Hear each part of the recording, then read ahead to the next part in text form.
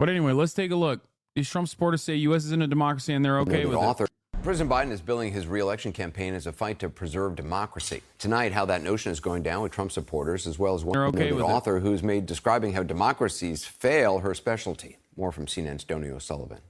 What happens if Trump loses? I don't see him losing. I don't think he lost the last election, to be honest. Do you think he's going to win? Yes. Without a doubt. No doubt. What if he doesn't this time?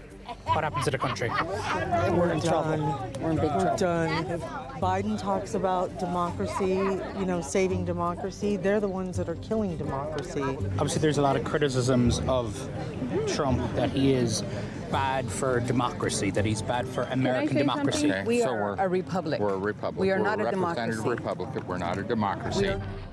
One thing we've been hearing at Trump rallies like this over the past few months is that America isn't really a democracy. America's not a democracy, it's a republic. It's not a democracy. Okay, democracy is actually not as good as you think it is. But for centuries, America has celebrated its democracy. Democracy is worth dying for. Democracy remains the definition of political legitimacy. But some Republicans and pro-Trump media are pushing the idea that America is not a democracy. The United States of America is not a democracy. We are a constitutional republic. The United States of America is not a democracy. You don't want to be in a democracy. We are not a democracy. We are a republic. Is America a democracy? America is a democracy. It was founded as a democracy. I've heard a lot of conspiracy theories. I hear a lot of things out on the road. But to hear Americans, people who would describe themselves as patriots, say that America is not a democracy, that stopped me in my tracks. You are hearing people say America is not a democracy because there are people around Trump who want them to be saying that, who've been planting that narrative. Is America a democracy? Yes. No, I don't. I think not right now. Dude, people fucking say, Republicans have been saying we're not a real democracy, we're a democratic republic, we're a republic always, dude. That's not new shit. What matters more is what they mean. And always, they've also technically said that because they are fascist. They were fascist, they still are fascist, that's it. This is not like a Trump phenomenon at all. We're a constitutional republic. They did not say democratic republic, not once in this vid. It doesn't matter. It still means democracy. And I'm not talking about democracy. I'm talking about democracy from a liberal sense, okay? It's not like, it's still the same. It's still democracy, as in majority rule, okay? When you think of like having the majority of people have their wishes met, that's what democracy is in the most reductive terms. A constitutional republic, or whatever the fuck you want to call it, is still under the literal different variants of democracy. Oh, sorry, we're not a democracy. We're a fucking parliament. Like, what the fuck do you mean? It doesn't matter. I mean, parliament is just one structure, but, you know, it's all semantics. Now, obviously, as a leftist myself, I don't think that America is a real democracy. I always say it's a theoretical democracy because a real democracy would genuinely change course when the majority of Americans feel upset about a certain thing, right? It is not a real democracy because that would be a proletarian democracy. It is simply a bourgeois democracy, as in an oligarchy. What is this? Matt Christman summing up the Republicans' game as post-Trump very well. Dems are the normie party. GOP tried to flip that by associating them with crime and immigrants and gender sickos, but the stringency of their case made them look kind of crazy to people who are saturated by media but not over-torqued by media, aka normies. This is problematic for people who are obsessed with defining themselves in countercultural opposition to the normie mainstream on behalf of some imagined heartland normal American. But Democrats are still doomed in the long run because everyone is getting less normal by the day. Florida is now officially the least normal state. Yep, that's true.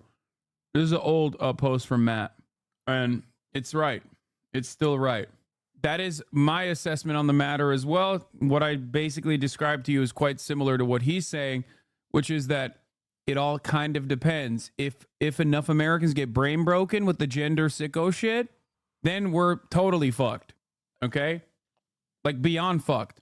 If most Americans busy themselves with normal shit and still look at like the abortion clinic warriors as like weirdos who are gross and sweaty and unwashed and don't want to be associated with them, which is exactly what the fucking like trans panic guys are like to the broadest majority of people, then it's, you know, then it's fine.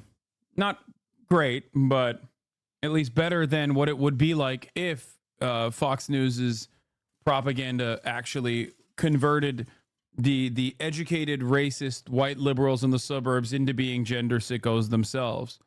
Because then you have Florida. But we're a republic. What's the difference? I feel like democracy. Let me think this through. That it's government control. I don't see freedom in democracy. I see freedom in the republic. Honestly, the word democracy and the word republic have often been used interchangeably. There isn't a meaningful difference between them.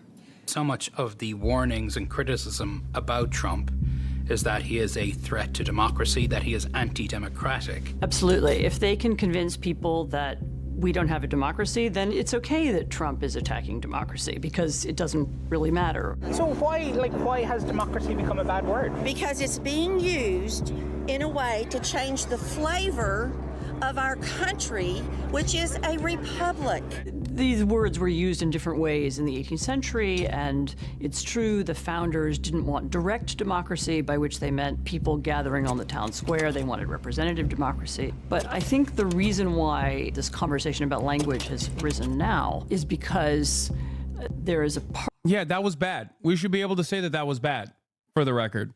Like, yeah, they owned slaves. They didn't want fucking women or black people to vote. Like, what are we talking about? They wanted fucking white landowners to vote. Yeah, that was not great, okay? They did some good, right? Fuck the British Empire, all right? But that was bad. We don't have to constantly posture towards that as though, like, that was actually pretty fucking good. I hate this. It's weird. It's like a weird way to basically say, like, no, that stuff is good, actually, and liberals are defending it.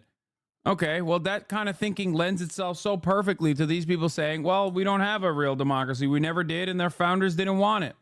I don't give a fuck what the founders wanted. They're not gods. Fuck do you mean that's what the founders did? The founders had it all figured out.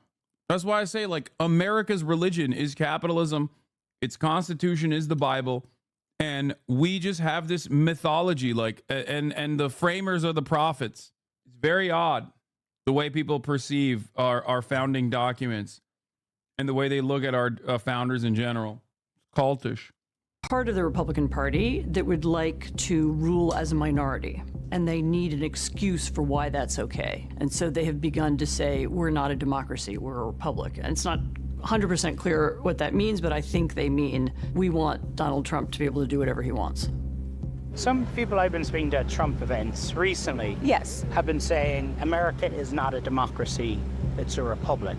We've always been in a democracy, first of all. I mean, we used to have freedom of speech, freedom of religion. We used to have that too. Now they're picking on the Christians and the Jewish people.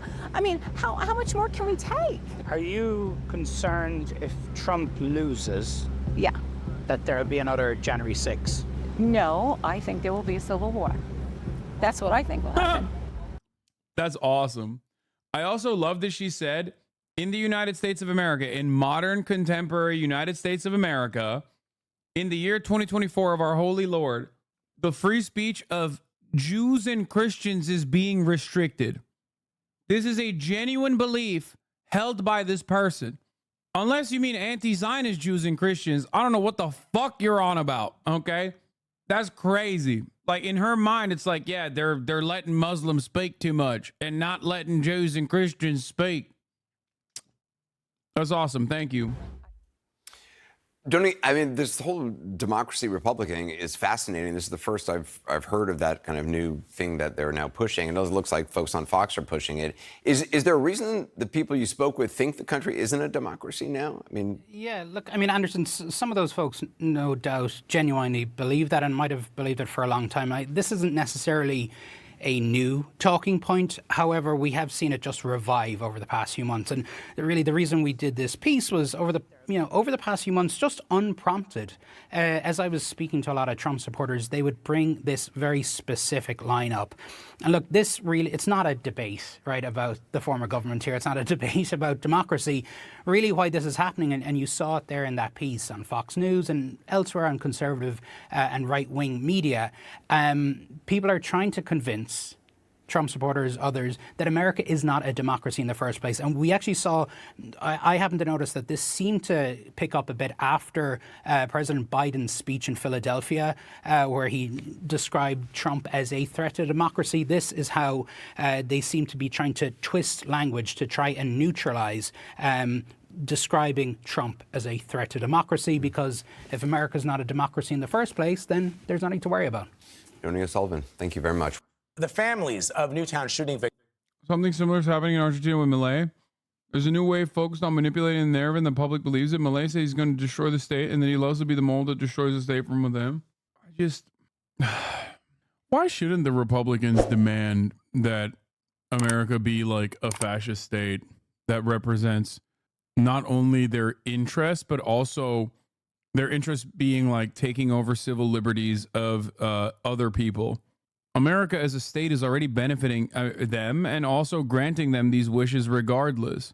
Money plays a major role in US presidential elections, and generally the candidate that spends more ends up winning. The only recent exception to this was Donald Trump in 2016. Up until now, Biden has managed to raise more money than Trump, but recently his fundraising has slowed, while Trump's fundraising efforts were boosted by his conviction. Chief executives of some of America's largest companies will meet privately with Donald Trump later on Thursday, and many CEOs who were once critical of his unprecedented conduct appear increasingly open to the former president's return to office, a Guardian analysis has found. Today, with Biden and Trump tied in the polls, Trump can expect a far warmer reception from corporate bosses. While corporate America's views appear to have changed, Trump's have not. The former president still has not accepted the results of the 2020 election, nor has he committed to accepting the 2024 outcome. He maintains that the supporters who he urged to storm the Capitol were there with love in their heart. And Trump and his campaign have promised a range of divisive and anti-democratic initiatives if he is re-elected, from mass firings of non-partisan government officials to the weaponization of the US Department of Justice against his perceived enemies. Yet a second Trump term promises benefits for CEOs and their companies in a variety of policy areas, from lucrative tax breaks. Trump's recent pledges include a business-class big tax cut to sweeping rollbacks of Biden-era efforts to promote market competition and strengthen worker power. Lindsay Owens of the Groundwork Collaborative said that it has always been clear that the CEOs of the Fortune 500 are not what is going to preserve democracy, and that the CEOs of the Fortune 500 work for their investors who demand insatiable amounts of profit. If you found this video interesting, then make sure to hit the like button and subscribe to this channel for more videos like this. And thanks for watching.